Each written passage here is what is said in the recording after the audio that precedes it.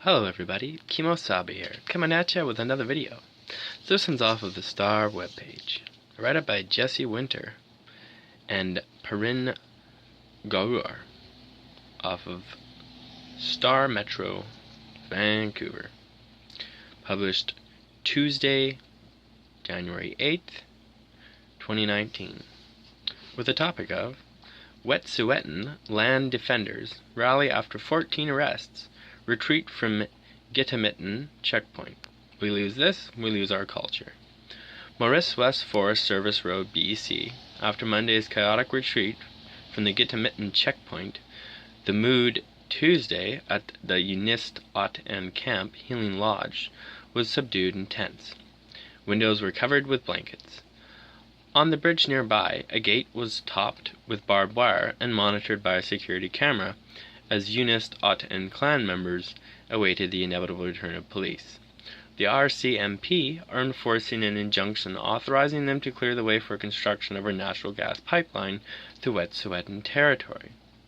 Around 8:30 a.m. Tuesday, spotters along the logging road reported police were on the move again, as a helicopter took off from an RCMP checkpoint and police were conferring with what looked like contractors with trucks. "I love waking up to the sound of a helicopter," said one of the Wet'suwet'en land defenders, clutching a mug of hot coffee. Another rushed out to film the aircraft. Exhausted after Monday's events, people spent the night sleeping on mats laid out over the floors of these three-story buildings. By the end of the previous day's clash at the Gitimit'en checkpoint, police had arrested 14 people, while some others fled down the Maurice West logging road to the Gitimit'en camp, about 65 kilometers outside the town of Houston. One of the last people to leave the Gitimit'en checkpoint did so on a snow machine, felling trees in a bid to stop the police advance. The Gitimit'en blockade was the last act of defiance in the Wet'suwet'en grassroots uprising against the First Nations elected band council leadership and its decision to ink a $13 million agreement to support a pipeline. The pipeline project by TransCanada subsidiary Coastal Gas Link will bring natural gas to the area to the proposed LNG Canada facility to Gitimit'en, BC. While the band council signed the deal on behalf of the Wet'suwet'en First Nation, all 5 of the clans that make up the nation are opposed to the decision.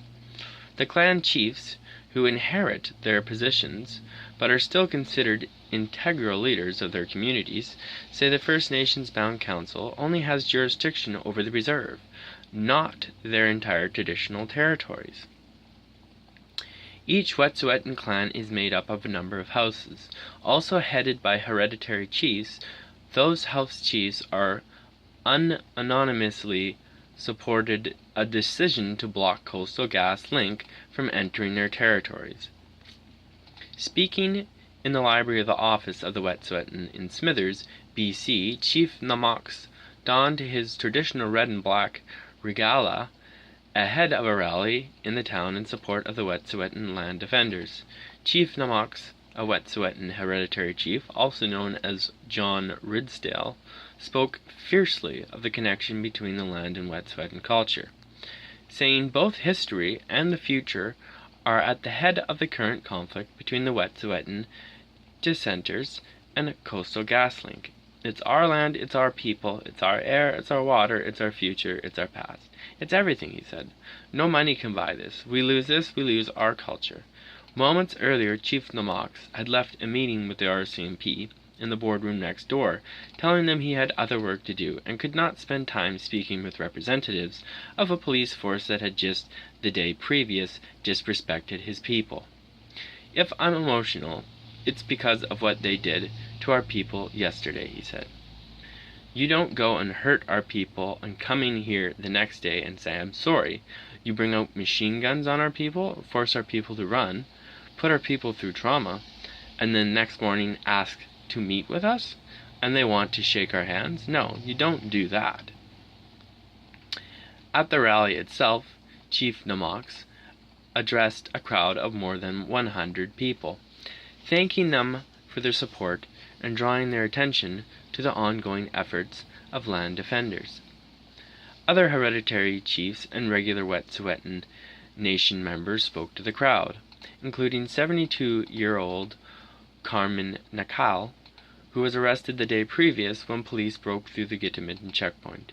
Nakal, who was adopted in the Wet'suwet'en Nation more than 40 years ago when she married a Wet'suwet'en man, was released from the Huston RCMP detachment the same night as her arrest, along with one other person. The remainder of the 14 people arrested, whom the RCMP have yet to name, were at that moment in Prince George, appearing before the court to hear their charges, according to Nakal. Nakal said she felt no fear facing dozens of armed police, positioning herself at a bottleneck along the bridge to ensure officers would have to make their way through her to get further into the camp. Many of her allies have already been arrested at that point, she said, and she simply did what she felt was right. Nakal said she has been charged with civil contempt and was released with a promise to appear before the court on January 14th.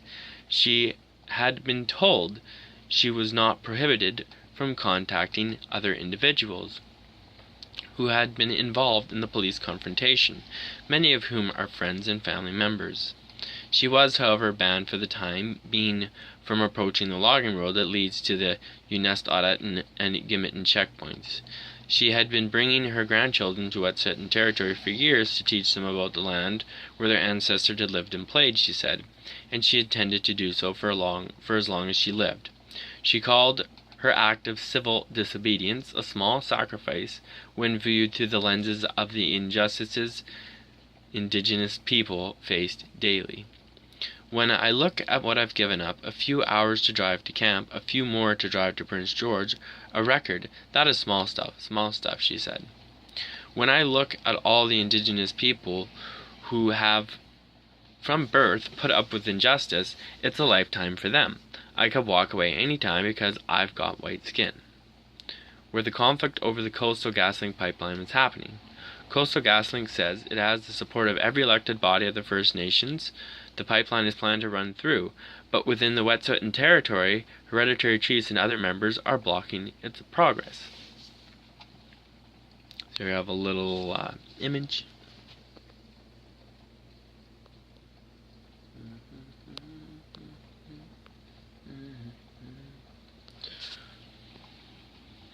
Coastal GasLink pipeline project route. The 670-kilometer pipeline is being built with the intention of carrying natural gas from Dawson Creek area to the LNG Canada processing facility to be built in Gitimit'n, BC. The Wet'suwet'en Nation. The Wet'suwet'en Nation in northern BC is comprised of 5 clans. Wet'suwet'en House chiefs unanimously supported the decision to block the Coastal GasLink from entering their territories. Citing Article 10 of the United Nations Declaration on the Rights of Indigenous Peoples, which says Indigenous people will not be forcibly removed from their territories. The Yist'ot'en Camp. The Yist'ot'en Camp was the first of 2 checkpoints set up by a Wet'suwet'en clan to block the Coastal GasLink pipeline. The BC Supreme Court granted an injunction against the checkpoint on December 14, 2018. Gitimit'n checkpoint. The Gitimit'n clan of the Wet'suwet'en Nation set up the second checkpoint after the injunction against the Yist'ot'en camp was granted in Huston, BC. RCMP officers reportedly arrived in several towns around Huston by charter bus Saturday night and took up rooms in hotels. Huston is about an hour from the 2 checkpoints. Mike Ridsdale, of a Wet'suwet'en Nation member of the Tesayu clan and environmental assessment coordinator for the office of the Wet'suwet'en, said not only are government and industry ignoring the legitimate environmental concerns of the Wet'suwet'en hereditary chiefs and people, but in doing so they are bringing shame to the chiefs they sought to work with. That shame isn't just shaming a chief in front of the government, but it's shaming him in front of his other members of his house, group, and his clan, and that's a disrespect. That isn't tolerated by the hereditary leaders, he said. And the chiefs, he said, have a long memory. Eventually, government's going to come around like they have in the past and say, we apologize, he said, but that takes years, and years later the destruction of the land's already done. Back in the conflict zone, a small group of Wet'suwet'en land defenders kept vigil vigil around a small blaze set up a few meters from the RCMP checkpoint. Attending it through Monday night, hereditary chiefs were expected to gather there later Tuesday to speak to the group and acknowledge the support of people gathering at nearly 60 rallies around the world, one as far away as Italy. Few civilians are being allowed to go through the police checkpoint, aside from Coastal GasLink employees and workers building support infrastructure for those employees. 14 people were arrested during that conflict, according to the RCMP, including Molly Wickham and Gitimit'n clan, of the Gitimit'n clan. The RCMP would not confirm the identities of any of those arrested, nor did they give any indication when they would be transferred or when bail hearings would begin. As per the injunction issued by the BC Supreme Court, anyone who violates the terms of the injunction will be brought before the justice in Prince George who issued the injunction. RCMP spokesperson Corporal Madonna Saunderson said in an email by Wickham's family confirmed Tuesday she had been transferred to Prince George. As RCMP approached the Gitimit'n barricade on Monday, multiple reporters and protesters at the camp reported that communication signals had been disrupted for several hours. As data service is low in that area, the only communications for most people in the area was a Wi-Fi signal set up via satellite by the Wet'suwet'en. RCMP in Houston blamed a problem with one of the satellites and denied deliberately cutting communications as they could only reach their own officers via radio. Rogers, Bell, and the CRTC have all denied knowledge of disruptions in the area. And there's a little tweet from Jesse Winters on Twitter. While we wait for the expected police enforcement action at the Unistoken checkpoint, check out at Balinga for a rundown of what happened in Ottawa today, and Prime Minister Trudeau's decision not to address the situation here in the Wet'suwet'en territory, with files from Shiraz Siacharan. Correction, January 8, 2019. A map included with this story has been altered from a previous version that reversed the positions of the Unistoten and Gitimit'n camps. A portion of this story has been updated to reflect safely and legal concerns, as this is a developing story. Perrin Gruner is a Vancouver-based reporter covering community issues in Canada's drug policies.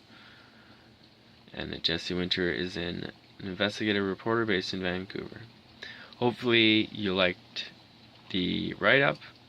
Obviously not the happiest topic, but it's definitely current and going on, so hopefully you got something out of it. It would be great if you comment, and awesome if you subscribe. KemoSabi out. We'll see you in the next one. Thanks, everybody.